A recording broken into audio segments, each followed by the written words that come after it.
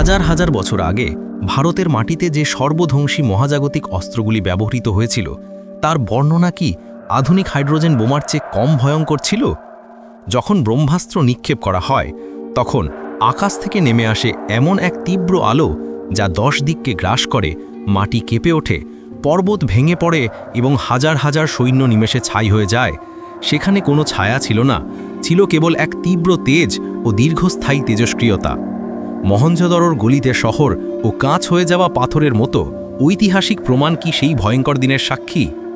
সেই সময় যখন মানুষ চাঁদে পৌঁছনো বা অণুর বিভাজন সম্পর্কে জানত না, তখন কিভাবে প্রাচীন ঋষিরা একটি একক প্রক্ষেপণ যা মহাবিশ্বের সমস্ত শক্তিকে ধারণ করে এমন অস্ত্রের বর্ণনা দিলেন? নমস্কার, কৌতূহল এবং যুক্তির ঠিকানা অন্তর্বিনাতে আপনাদের স্বাগত। আমি সুমন্ত। আজ আমরা কেবল পুরাণ নয়, বরং আধুনিক বিজ্ঞান ও প্রত্নতত্ত্বের মানদণ্ডে বিচার করে দেখব মহাভারতে বর্ণিত সেই মহাজাগতিক অস্ত্রগুলো কি সত্যিই ছিল?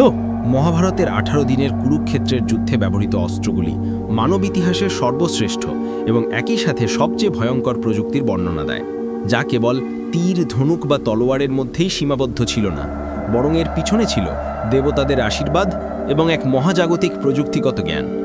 এই অস্ত্রগুলির মধ্যে সবচেয়ে বিখ্যাত হল ব্রহ্মাস্ত্র, যাকে প্রায়শই চূড়ান্ত এবং সবচেয়ে ধ্বংসাত্মক অস্ত্র হিসাবে বর্ণনা করা হয়, যার শক্তি এমন ছিল যে এটি কেবল শত্রুকে নয়, সমগ্র জগৎকেই ধ্বংস করে দিতে পারত।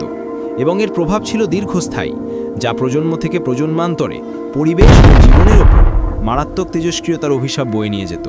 ব্রহ্মাস্ত্র নিক্ষেপের পর যে বর্ণনা পাওয়া যায়, তীব্র কম্পন, আকাশে ধোঁয়া এবং আলো, মাটি থেকে জল উঠে আসা এবং সূর্যচন্দ্রকে অন্ধকার করে দেওয়ার মতো ঘটনা, তা আধুনিক পারমাণবিক বা হাইড্রোজেন বোমার বিস্ফোরণের বর্ণনার সঙ্গে অদ্ভুতভাবে মিলে যায়, যার ফলে অনেক বিজ্ঞানী এবং গবেষক এই প্রশ্ন উত্থাপন করেছেন যে প্রাচীন ভারতে সত্যিই কি এমন উন্নত পারমাণবিক জ্ঞান ছিল যা আজকের দিনের মানব সমাজও সবেমাত্র আয়ত্ত করতে পেরেছে। ব্রহ্মাস্ত্র ছাড়াও সেখানে ছিল পশুপতাস্ত্র, যা কেবল শিবের কাছেই ছিল, যা মুহূর্তের মধ্যে লক্ষ লক্ষ সৈন্যকে ধ্বংস করতে পারত, কিংবা নারায়ণাস্ত্র, যা কেবলমাত্র নির্দিষ্ট শত্রুকে আক্রমণ করত এবং আক্রমণকারীর কাছে পৌঁছানোর আগে পর্যন্ত তার আকার ও তেজ বৃদ্ধি করত। কিন্তু একবার যদি সেই শত্রু অস্ত্রটির সামনে আত্মসমর্পণ করত, তবে অস্ত্রটি শান্ত হয়ে ফিরে যেত, যা আজকের দিনের টার্গেটেড মিসাইল সিস্টেম বা বুদ্ধিমান অস্ত্রের ধারণাকে মনে করিয়ে দেয়। এই অস্ত্রের প্রভাব সম্পর্কে বলা হয়েছিল যে এমন অস্ত্র ব্যবহার করা হলে 7 বছর পর্যন্ত বৃষ্টিপাত বন্ধ হয়ে যেত, যা তেজস্ক্রিয় বিকিরণের কারণে সৃষ্ট আবহাওয়া পরিবর্তনের ভয়াবহ পরিণতির দিকে ইঙ্গিত করে।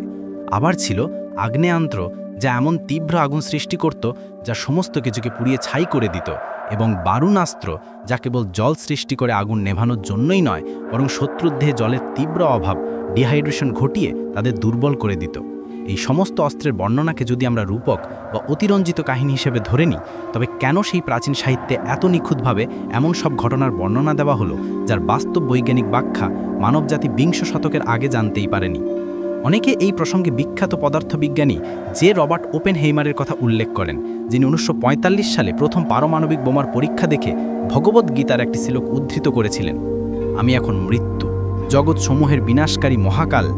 এই ঘটনাও প্রমাণ করে যে আধুনিক পারমাণবিক অস্ত্রের বিধ্বংসী ক্ষমতা মহাভারতের ব্রহ্মাস্ত্রের বর্ণনার সঙ্গে কত নিবিড়ভাবে যুক্ত। প্রত্নতাত্ত্বিক গবেষণাগুলিও এই রহস্যকে আরও জটিল করে তুলেছে। যেমন ভারতের মহেঞ্জোদারো এবং হরপ্পার মতো প্রাচীন স্থানে কিছু কাঁচ হয়ে যাওয়া পাথরের টুকরা, ভার্টিফাইড স্টোনস পাওয়া গেছে, যা অত্যন্ত উচ্চ তাপমাত্রার প্রমাণ দেয়, যা কেবল পারমাণবিক বিস্ফোরণের ফলেই সম্ভব হতে পারে বলে কিছু তাত্ত্বিক মনে করেন, যদিও মূলধারার বিজ্ঞানীরা এই ব্যাখ্যা গ্রহণ করেন না। তাত্ত্বিকদের মতে কুরুক্ষেত্রের যুদ্ধে যে এলাকাটি সবথেকে বেশি ক্ষতিগ্রস্ত হয়েছিল, সেই অঞ্চলের মাটিতে আজও অস্বাভাবিক মাত্রার তেজস্ক্রিয়তা পাওয়া যায় বলে দাবি করা হয়, যদিও সেই দাবিগুলি ব্যাপকভাবে স্বীকৃত নয়। কিন্তু প্রশ্নটা থেকেই যায়, সেই যুগের কামানের গোলা, তীর বা তলোয়ার কিভাবে এই ধরনের মহাজাগতিক ধ্বংসের বর্ণনা দিতে পারে? এছাড়াও ছিল বজ্র, যা দেবতাদের অস্ত্র হিসেবে পরিচিত, যার বর্ণনা অনেকটা তীব্র বৈদ্যুতিক নির্গমন বা লেজারের মতো অস্ত্রের কথা মনে করিয়ে দেয়, যা শত্রুকে মুহূর্তের মধ্যে নিশ্চিহ্ন করে দিতে পারত। এই সমস্ত অস্ত্রকে আধুনিক বিজ্ঞানীরা হয়তো কসমিক পাওয়ার, পারমাণবিক অস্ত্র, টার্গেটেড এনার্জি ওয়েপন বা এমনকি মন নিয়ন্ত্রিত প্রযুক্তির প্রাচীন রূপ হিসেবে ব্যাখ্যা করার চেষ্টা করছেন, যেখানে অস্ত্রের ব্যবহার কেবল প্রযুক্তি নির্ভর ছিল না, বরং তা ঋষিদের মন্ত্র এবং আধ্যাত্মিক শক্তির মাধ্যমে সক্রিয় হতো, যা বিজ্ঞান এবং চেতনার এক অবিশ্বাস্য মিশ্রণকে নির্দেশ করে। মহাভারত আমাদের শেখায় যে প্রযুক্তিগত জ্ঞান বা ক্ষমতা যতই বড় হোক না কেন, তা তার ব্যবহার যদি সঠিক নৈতিকতা ও ধর্মের পথে না হয় তবে তা সমগ্র মানব জাতির জন্য ধ্বংস ডেকে আনে, ঠিক যেমন কৌরব এবং পাণ্ডব উভয় বংশেরই চূড়ান্ত বিলুপ্তি ঘটেছিল। সেই সময়ের অস্ত্রগুলির বিধ্বংসী প্রভাব দেখে আমরা বুঝি যে জ্ঞান ও শক্তি ব্যবহারের একটি সীমারেখা থাকা উচিত, যেখানে মানুষের লোভ যেন সৃষ্টির চেয়ে ধ্বংসকে বড় না করে তোলে। এই মহাজাগতিক অস্ত্রগুলি কি সত্যি ছিল? এই প্রশ্নের উত্তর হয়তো আমরা আজকের দিনেও নিশ্চিতভাবে দিতে পারবো না, কিন্তু এর বর্ণনাগুলি ভবিষ্যতের মানবজাতিকে এই বার্তা দেয় যে আমাদের প্রযুক্তিগত ক্ষমতা হাজার হাজার বছর আগেও হয়তো ছিল, যা অসতর্ক ব্যবহারের কারণে হারিয়ে গেছে, আর সেই ইতিহাসের পুনরাবৃত্তি যেন না ঘটে। এই কারণেই মহাভারতের এই অংশগুলি কেবল প্রাচীন গাথা নয়, বরং মানবজাতির জন্য একটি চিরন্তন সতর্কবার্তা। এখন আপনার পালা। মহাভারতে বর্ণিত এই মহাজাগতিক অস্ত্রগুলিকে আপনি কি কেবল পৌরাণিক কাহিনী বলে মনে করেন, নাকি এর পিছনে লুকিয়ে আছে হারিয়ে যাওয়া এক উন্নত সভ্যতা এবং বিজ্ঞানের সত্য?